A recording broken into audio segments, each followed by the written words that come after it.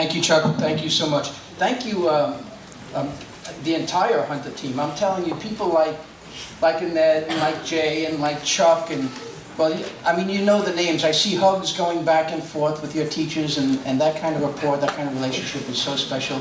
I'm supposed to give a shout out over there to there's Janet and Jen saying make sure you give a shout out to them. Thank you very much. I just earned $5 for that shout out, so it's money in the bank the way I look at it. But I'm just telling you, when you talk about Chuck and Erica and people that run the day and night programs and your teachers, you're talking about people that really care about you. And again, you can tell by the hugs when you come in. Well, most of all, though, I do want to pass along my congratulations. You guys are special. This is such a wonderful night. This is the first time I've been at a Hunter graduation, and already I am duly impressed. I'm impressed by the Hunter people for a number of reasons. And it could be something as simple as the way you hold the door when I'm walking into the building. I mean, just the graciousness, let alone the fact that you work so hard. And I want to tell you something about that via two quick stories.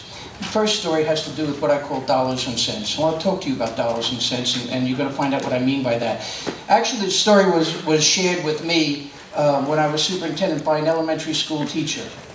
So forgive me, my background is K through 12 education. But let me share the story because I think it makes a point that I would like to make to this group, just as I've made a similar point to similar graduating groups.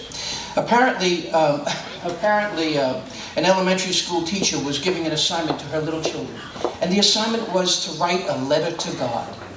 Oh, they said, isn't that exciting? I'm going to write a letter to God. Well, they all proceeded to start writing things.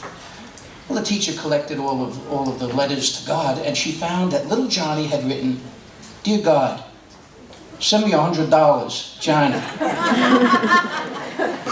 She said, "Well, you could have asked for anything. I can't believe, dear God, send me $100." She started to chuckle. She said, "You know, that's kind of cute. I'm going to show it to my principal."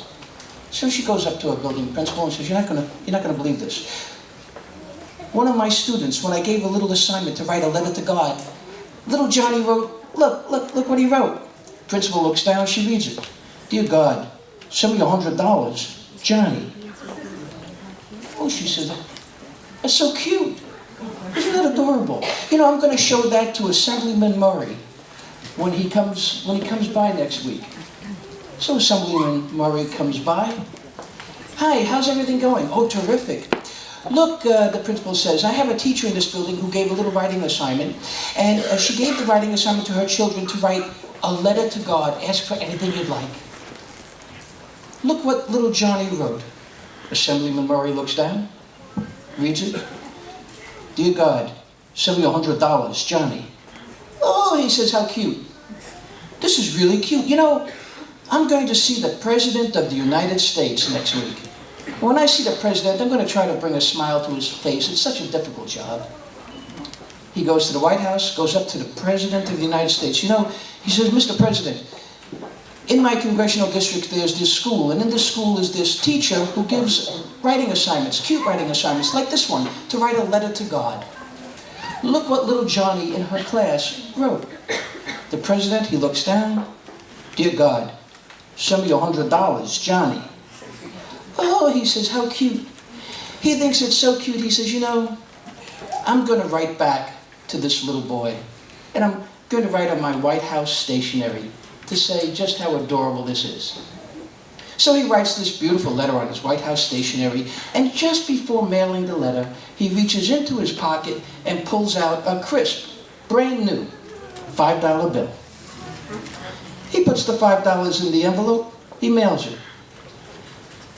2 months later, that same teacher decides to give another assignment to the class. "You know," she says, "why don't we have a follow-up letter to God?" "Yay," all the boys and girls say. So they proceed to write their follow-up letter to God. That same teacher goes behind that same little boy Johnny and sees him write, "Dear God, thanks for the $100. Unfortunately, it was filtered through the government and they took their usual 95%. Oh. Hey, what's going on here? What the heck?